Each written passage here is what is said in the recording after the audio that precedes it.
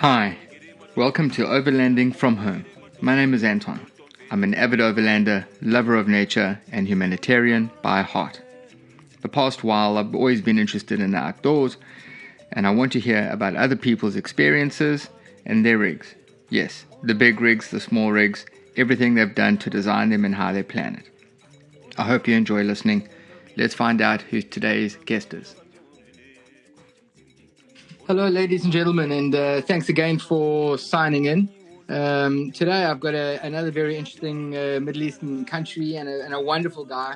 I really hope that you enjoy listening to what we're chatting about, and I think it'll be great to understand some of their scenarios and things that they deal with, coupled with the build and what he's currently building. So, Mundhir, thank you very much for catching up with me on this podcast. Thank you very much for approaching me and taking me on board. No, it's perfectly fine. I think you have a fascinating area, and it has its extreme challenges. I mean, obviously at night in winter it gets like super cold, and during the day in summer it gets the complete opposite. So I have a few questions about tires and stuff like that, but I wanted to just chat with you quickly first about you're busy building another rig at the moment. That's correct? Oh yeah, I'm building a Tacoma pickup. It's an American imported vehicle. Yes. Mid-range pickup. And did you? I just want to have a look quickly. Firstly, it looks like you do have Yokohamas on. Did you select those? And what size tires are there? Because obviously you'll deal a lot with gravel and super soft sand. Yeah, those I have chosen them myself, and I had some good experience with those in my previous rigs. So what happened is for this one particularly, I got the smaller size. I normally go for 315 or 35 tires, but for this one, I wanted to keep it a bit, for the fuel consumption and not as aggressive as the previous one. I went for the 285 17 Yokohamas. They're really good in sand.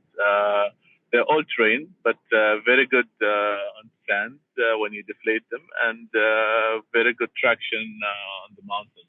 It's a big tire, and all terrain in the sand and dunes is not a bad idea, I think. But I do think size counts in this example. So having a bigger tire in the dunes is going to make a huge difference. But then you also need the power that goes with that, and I think that that is something that I think the Tacoma has. What's the engine in that thing? It is the new Toyota engine, 3500.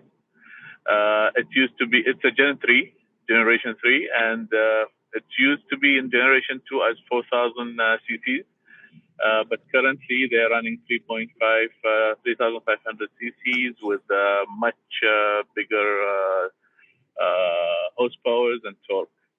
Okay, that's pretty decent. I mean, a 3.5 liter is pretty nice, and I must admit, I think the Tacoma looks really, really cool. I love your color, by the way, with the red rims and your red Max Tracks. And I don't know much about it. I know that it was becoming popular in the US for overlanding. I don't know how versatile it is. I mean, I'm sure you would have bought this thing for a specific reason. And did you import this specifically for you, or is there a dealership for this in the country? In the Middle East, we don't get those American Toyotas like the Tundra, the V8, and the Tacoma. Okay. We normally get the Hilux and and the Land Cruisers. Yes. But this one particularly, I have chosen it from the auctions, and I imported myself from there. Very nice. I love that grill. That grill just looks so gnarly and angry. It just wants to swallow everything in its parts. So I hope you keep the grill at least. Yeah, it is. It is not the original grill. It is a Raptor style grill. Okay. I like to put my own touches. A bit different than the others. Yes. When modifying the cars, this pickup in particular. It's like a Jeep that you can, play with, and you have different kind of accessories that you can build in yourself. Yes. So talking about building yourself, I mean, obviously it came as a inverted commas shell. and you're going to build it the way you want. So are you the type of guy that's going to build this yourself, or will you just get it all fabricated and put it all together according to what you want? I mean, for example, are you putting a rooftop tent on the back of the or a canopy, or are you going to use a trailer? What's your, where are you seeing this build go? Actually, for the accessories of this kind of car here in the Middle East, it's a bit very, we don't get it much. So I went for building a canopy, for fabricating Yes. one, which is an alloy one. I like the idea of a canopy. So you have it as a storage area, you have it as a sleeping area. You can do everything inside.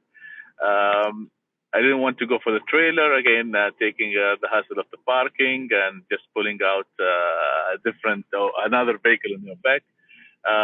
This thing will really, add value to me. I have chosen each and everything myself, and I built it here in a workshop. It will be having on top of it front runner rooftop tent. Yes.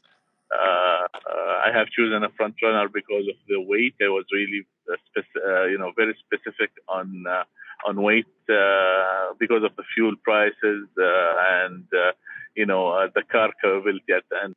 But you're in a country that supplies fuel. Is it expensive there? Currently, comparing it to different countries, it's not expensive. But I'm planning to do the overlanding outside Oman. Okay. So for us here currently at this oil prices, we are selling the liter of the 95 at maybe it's at just how many dollars? So we're talking about less than $1 a liter.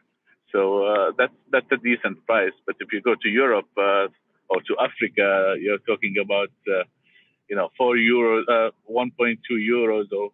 That's right. Of a liter. That's right. So that's right. That's a very, very big, 4 times the price that we have. It's very ironic that in our country, fuel is very expensive. Our government a few years ago, sold off our oil reserves to pay off debt. And our fuel price has gone through the roof, and it's a huge challenge. And now that we can't go anywhere, the fuel price has dropped by a lot, so it's quite frustrating for us. So listen, I'm just browsing through your channel here. I mean, obviously you spend a lot of time in Oman for work and where you live. So do you gear more around the dunes and off-road? I mean, how much is there of Oasis and things like that are available, or that you can go to? But I think let me ask this first. Are you more of a weekend get out and go, or do you say, right, once a quarter we're gonna hit the dirt road for like 3 weeks, and then go completely off the grid? No, currently I'm doing the at the weekend, the holidays, public holidays and stuff. But my next step is having those kind of trips. So 1 week out, let's say 2 weeks or 3 weeks out around the country or outside. Yes. So I used to do weekends with the guys, going to the dunes or going to the oasis or the beach. So if you want me, I can elaborate the nature of terrains that we have here in Oman. Yes, please.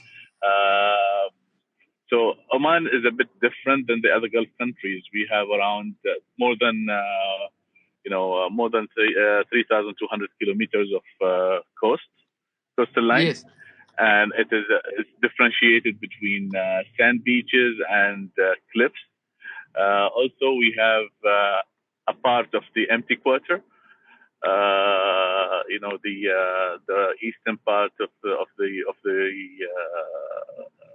empty quarter is here in Oman.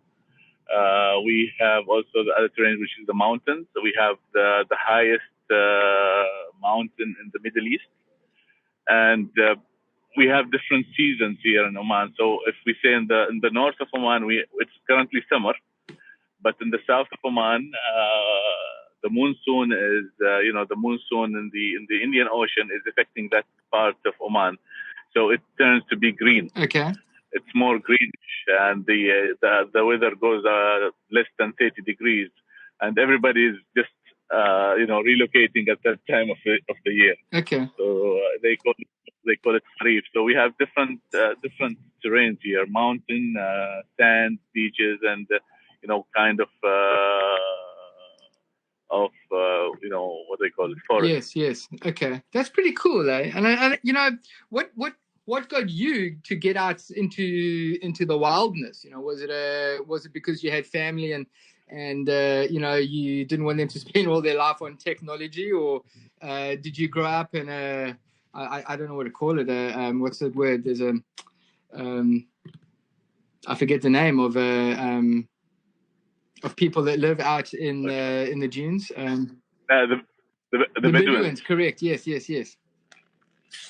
Actually, I inherited this from my dad. My dad, he's the one who motivated us to do this. He used to take us since we were kids. He used to own a petrol, and he was taking us in different areas since we were kids, and taking the full family in the car and going to spend the weekend somewhere. And that thing started on me when I was really patient to get the car when it's time to get a license. And the first car for me was a Jeep Cherokee, and since day one with the inspection plates, I just went to the mountains and started exploring. Since that day, I didn't stop going out. So it is all back coming to my dad. He used to go out, and he made also trips from England to Oman twice. He bought 2 cars from there driving, and back in the 70s. Yes. He came with a Volvo from England to Muscat, and that was just crossing the European continent and the Persian continent. So Iran, and he passed all the way from England, Europe, and Iran to Muscat twice. From there, I wanted just to take his path, and he was really encouraging me. That's wonderful. I mean, I think we all take a lot from our parents. And I grew up in the mountains in the area called the Drakensberg in South Africa, and it's incredible. I mean, if you just type in Drakensberg into Google or even Instagram, it's huge. It's massive. I mean, the mountains are incredibly high, and it's really, really worthwhile coming to visit if you ever come this way. But I think what are the challenges for you with a Omanian passport to cross borders doing things? I mean, do you have to come off the dunes, for example, if you're going into a bordering country? I'm pretty sure they don't have fences over everything around the borders. I don't know how it works. No, here it is all open. We don't have that. We have it's all open. It's not like what you have, the fences and stuff. For us, no, it is all open for you. It's you and your ability to go and come back safely. Except we have one area which is it's called Jabal al-Akhdar, which is one of the highest mountains that we have. There's a checkpoint. Yes. Where they just check for your driving license, and you should have 4-wheel driving in order to go up. So they don't allow small cars to go, even if it is a black top, but the inclination is really high. Yeah. Wow, that'll be pretty cool. So talking about height, I mean, I want to just chat about navigation. What do you use when you climb into your vehicle? I see that you have a Garmin. I think most people do, but are you stuck on your Garmin? What do you generally use when you get in your vehicle and you're going and you're heading out? I currently use the Garmin, which is I use the Montera. Okay. And I use I have now the Overlander. So the Overland Garmin, but still I didn't have the time to test it. And I use also those applications in the what is called the Gia navigation system, the software, and it's available in the Android and the Apple. Yes. They're really good. They show you the different type of maps, topo maps, and the different heights. I use those 2 things, the main ones. Interesting. I've just I was looking at the Overland myself, and I thought, well, it's the right thing, and you can do all sorts with it, but it actually didn't end up being exactly what I was looking for, because I'm I'm an Apple guy, firstly, but this is not because I'm an Apple guy. I think mostly it's because it's a locked Garmin device. It's an Android device, which is fine, but it's a locked device. So it's only the details that it's only the apps that they give you, and I'm not such a big fan of that. You know, I want to You like to be free, right? I want flexibility. So I've actually got now. I went for an iPad Mini Pro, the iPad Mini, and I can put pretty much any app I want on there. And we have some really good local maps. The one company is called Tracks for Africa, and they've got an online store which you can put the apps on. I can use Google Maps, Maps.me. I use about 3 or 4 because I don't really trust maps, because you only need to get it wrong once and you end up late and your wife's screaming at you because the children are hungry and crying. So yeah, you're right. That's the thing. That's why I'm using both of them. Because you have to be, some of them will give you the wrong information at one point. Yes. So you need to have the accurate stuff. You don't want to head up east while you need to go to southeast. Yeah, well, again, you only need to get it wrong once, and it's like an instant divorce papers. Maps.me is very good. Sorry? Maps.me is very good. Yeah, Maps.me are good. I also use another one called Map Out, which for tracking myself for where I'm going, which is also pretty good. And you can download the areas. But I think, the other thing that I got was a Garmin InReach Mini, which is a little tracking device. And what's nice about it is that you can connect it to the device, like any phone or any iPad, and it tracks where you're going. But you can also send text messages from that. That's a paid service. But if you're in the middle of nowhere and you wanted to say to your wife, listen, I'm here, everything's cool, or your partner, you can send a text message, and that then goes to them via satellite, which is pretty awesome. I like that type of flexibility, and it's not very expensive. I give it maybe per month without a subscription. You're looking at about maybe $40 at the moment a month, which is decent enough. Just to track yourself and make sure that you're doing all the right stuff. Actually, I was looking for that one over here in the Middle East, and the telecom authority they stopped issuing those kind of stuff. I don't know why.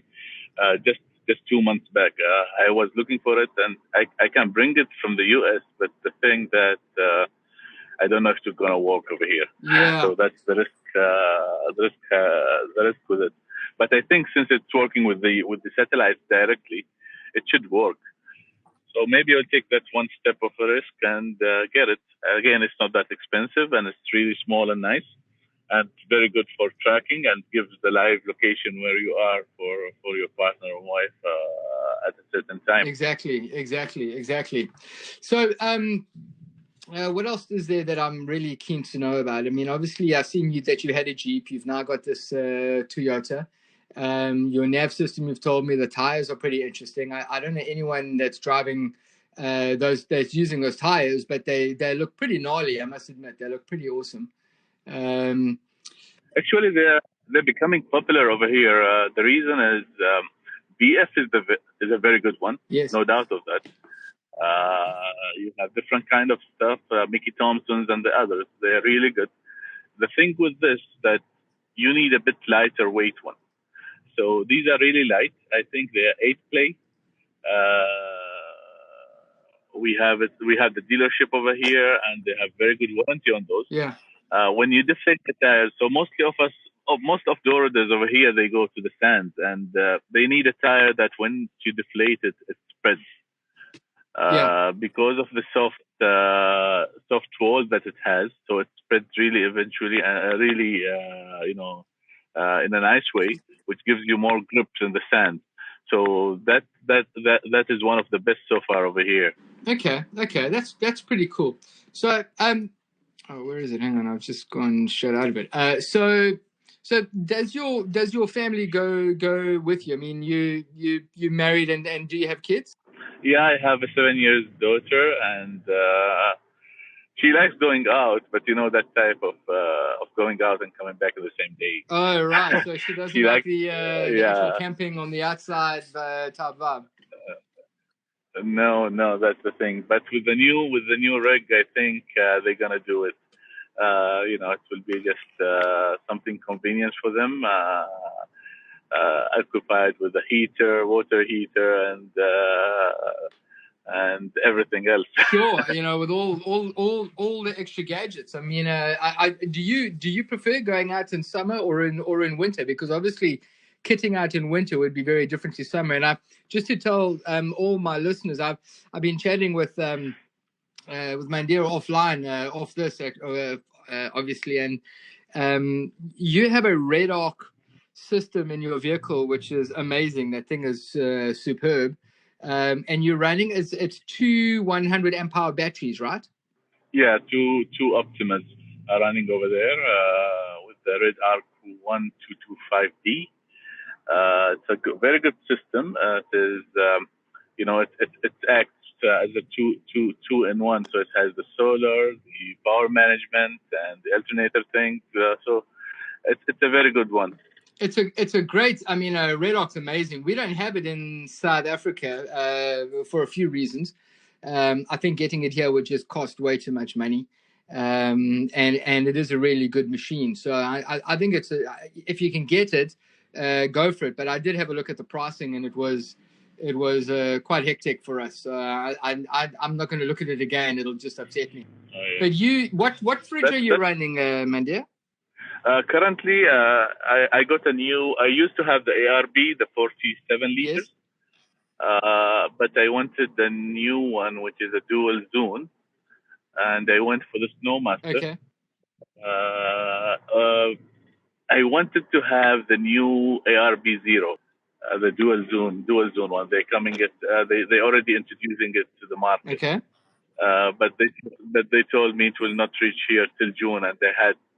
Before Corona, I had to start my trip back in March. Okay. But because of the COVID-19, I had to postpone it. So I had to buy a fridge before that. Yeah. So I went for the Snowmaster. The reviews is very good. The power consumption is great, and it is one of the fastest that can go below zero in a really short time. Sure. I mean, are you? Do you know what it draws power-wise? I think 5 amps. So 5 amps is very high. Hey? I must admit. I must tell you that I had a. 5? I'm not sure. Really. Yeah. I'm not sure really. Maybe 5 amps at the beginning, and then when it goes down to 3 or I don't know when. Because I saw a comparison with those. Somebody did a video just explaining both, which is the Waiko and the ARBs and the Snowmaster and the Angel. Yes. And the Snowmaster was the best among all.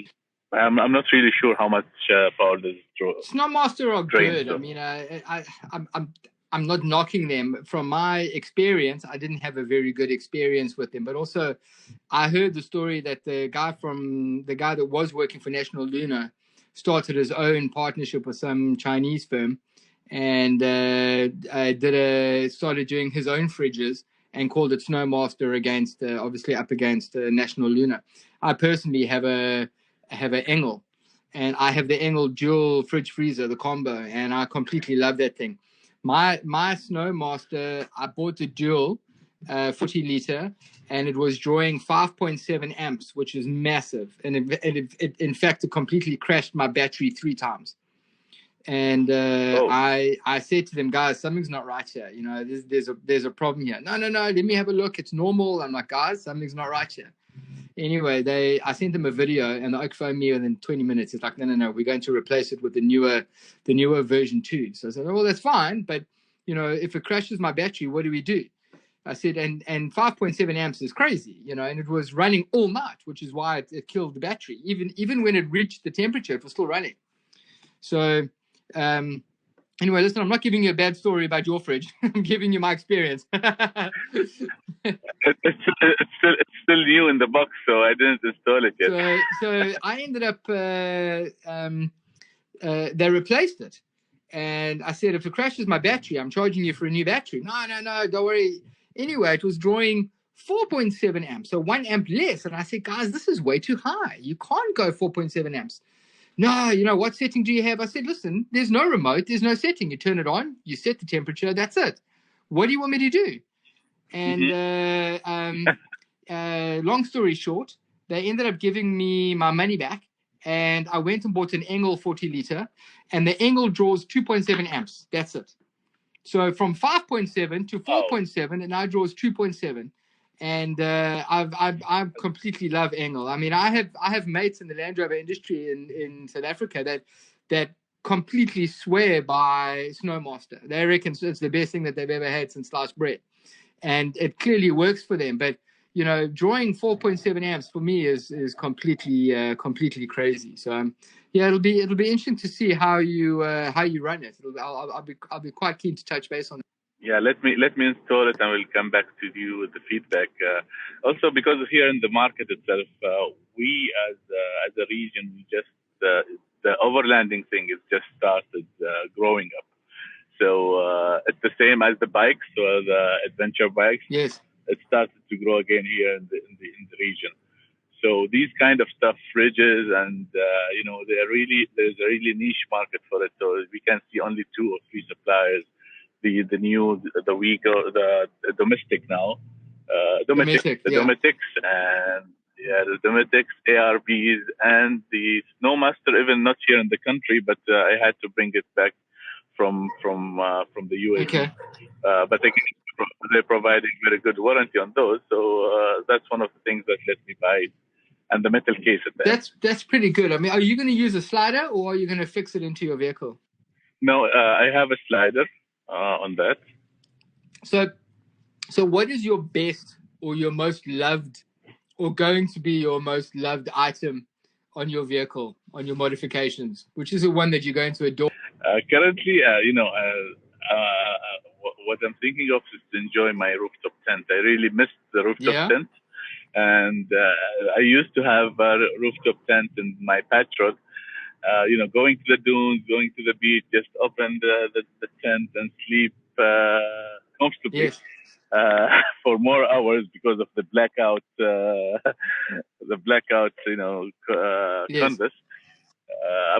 I missed that thing, so I'm just waiting for the rig to be ready and try my tent. That's exciting. I must admit. I mean, when I first opened up my iCamper, I don't know who was more excited. It was my daughter or myself, and she's 6, so she completely adores overlanding. She goes completely mad. If I'm packing the vehicle, she's sitting in there an hour before we're supposed to leave, tapping her fingers, going, "Daddy, are we ready yet? Can we go now?" So I've got a daughter that goes completely mad when she can about getting out into the bush, which I love, and it just really makes it easier for me to go out there. Having her is pretty awesome. I love it. I absolutely love it. Yeah, I hope she comes out as an explorer like you and Overlander. I do. We were supposed to do a trip for my humanitarian work, and in Botswana about a month ago, and I obviously had to postpone it because of the drama going on at the moment. And she was completely gutted. I don't know if it was her or I. We were just like absolutely floored by the fact that we couldn't go out and help these kids, but go into the bush and look at the elephants and hopefully see leopard and not stand on a snake and all sorts of other drama. Talking about animals, I mean, what do you get to see any? I mean, I know falconry in the Middle East is huge. Is that something that you're involved in, or do you have sand snakes and all that type of stuff there? We have snakes, we have scorpions, we have all of those kinds, but mostly you can see the normal animals like camels in the wild. Camels. Of course, now it is summer. It's a lot of snakes out in the desert and mountains. Reptiles, deadly scorpions, and also we have some leopards. Oh, really? Arabian. Yes, we have some Arabian leopards over here in the south of Oman. Gazelles. yeah, gazelles, and we have what is called oryxes. We have those kind of stuff. That's amazing. I'm actually Googling Arabian leopard right now. That's awesome. I love leopard. I mean, I love elephant. I love all the animals. I don't really care. Um, but I love leopards. I think they are, I just want to cuddle them all the time, which obviously I can't. But I think they're amazing. And I've out of all my time in the bush, I've only seen one leopard in a tree in a sanctuary in northern Nairobi, in Kenya, and I was very upset about it. I didn't get to see it properly, but also I didn't get to see, having it in a cage is a big problem for me. I don't really like that at all. But I'm stoked to see that. It's nice that you can get dragged out of your rooftop tent by a leopard. I mean, that's awesome. You don't get to tell that story very often. Yeah, you can't see it. You have to go and look for it, or you can't see it more. They're not popular, so they're really going less in numbers nowadays. But there's recent videos of it, and they really look nice. It's amazing. I see there's a ArabianLeopard.org. Obviously, in protection of them, it's got a map here too, which is great. I think it's fantastic. I think if there's ever a project to get behind or something like that, this type of thing is huge. I mean, I had no idea. This is exciting for me. I had no idea there was leopard there. That's awesome. Yeah, we have leopards, we have dolphins, we have turtles, and some kinds of whales over here. Sharks, of course. Sharks don't exist in the sea. Yeah. I was a rescue swimmer for 15 years, and being in Cape Town, the great white is obviously a huge thing. And every time someone says, "Oh, but sharks," I'm like, "No, there's no sharks in the sea. They don't exist." And that's just move on. That conversation doesn't happen. Yeah, well, we have one of the most popular nests for the turtles here. They're coming all the time. You can see the big turtles laying eggs, and you can see the small ones just breaking from the eggs. Very nice area. That's wonderful. I mean, is that a closed off area during the season, or are you allowed to go and watch as they're hatching and laying eggs, for example? We do go and watch. It's most probably happening on the full moon thing. Once it was really funny story. Once we had me and my cousins were going in a small group, let's say 4 or 5 cars, and then we camped in a private beach, just a small beach in between of the two mountains, and at a campfire and this, and suddenly we hear sound in one of the tents. And we went to see, and it was a big turtle coming in and wants to lay eggs inside. Lovely. Did you let it? I would have let it. We had to take it out of there, I say this on every podcast, and I think you're like number 11 or 12, but no good story ever started off when you went to the kitchen to boil the kettle for a cup of tea. It's the story like, you were sitting in your tent or sitting around a campfire, and this thing just like waffled straight past you, wanted to lay eggs. I mean, that's a fantastic story. I mean, that's brilliant. I love it. Completely love it. At the end, you're going to the wild just to enjoy yourself and, to relax. For me, it's a bit of a relaxation. Going, drain the negative, the negative thing that you have that drains directly. Come back home with a free mind, cool down. It's just refreshing yourself. Just clicking the right button of the mouse and click refresh. That's me when going to the wild. I completely agree. So I mean, I must admit, I have never ever had coffee, but I know that coffee in the Middle East is a big deal. So do you have a special 12-volt camping coffee machine, or do you use a plunger, or do a manual on the fire vibe? I mean, how do you make it run?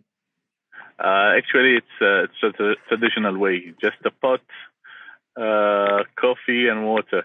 That's all. I'm not going to that fancy stuff.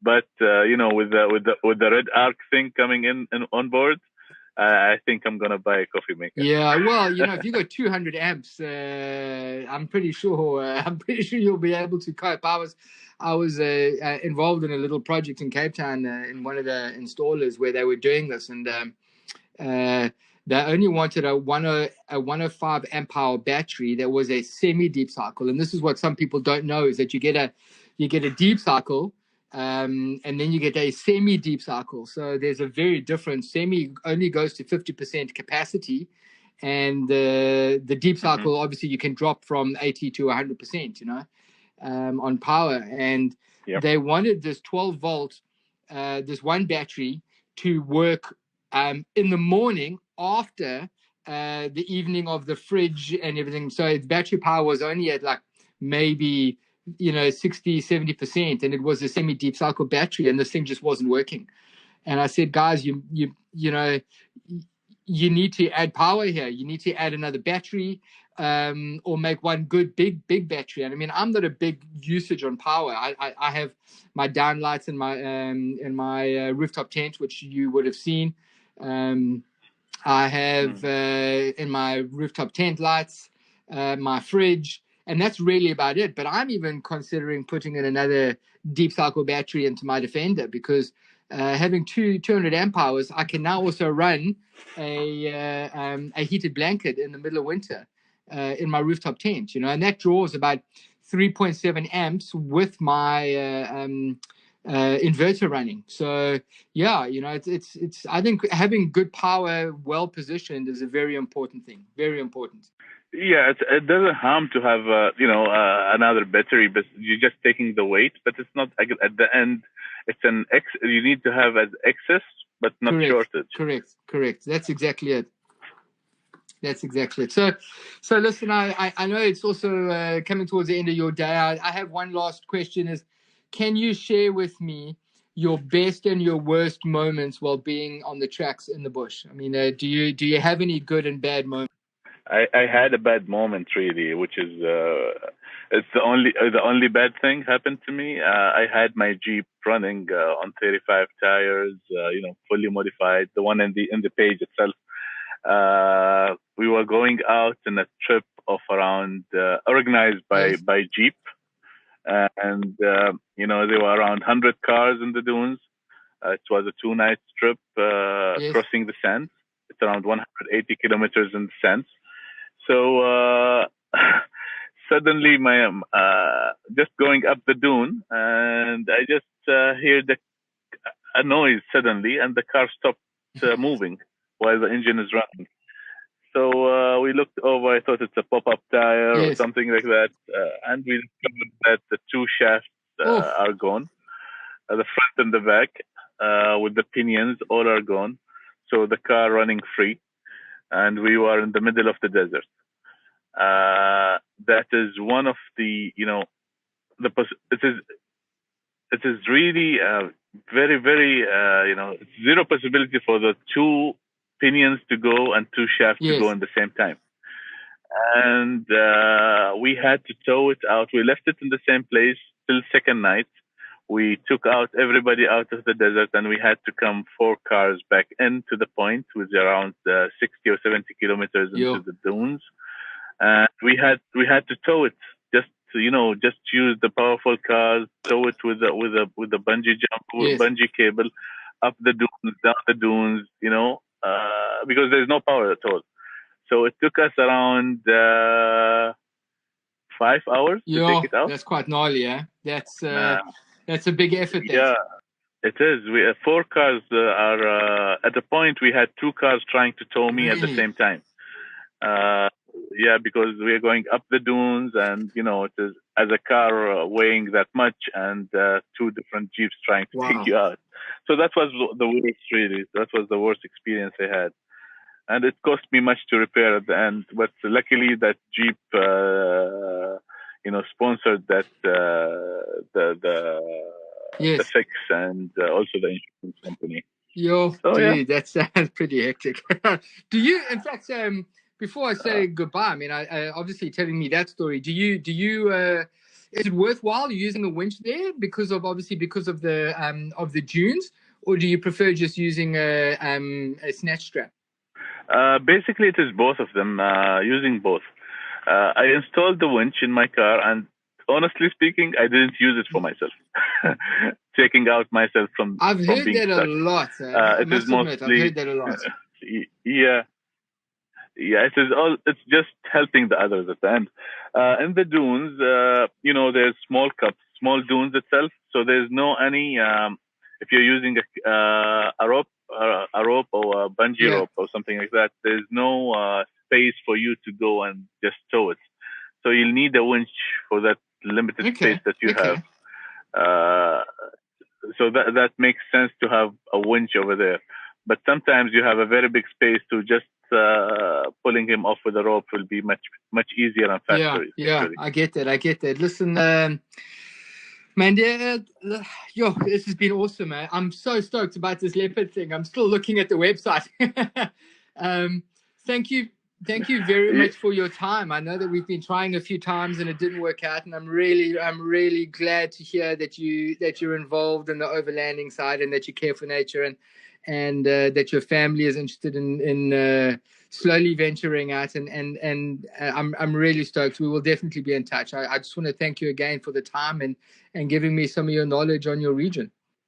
Thank you very much. It was a pleasure for me joining you and introducing me to the folks you have, and really I'm looking forward to go on my overlanding trip to Europe.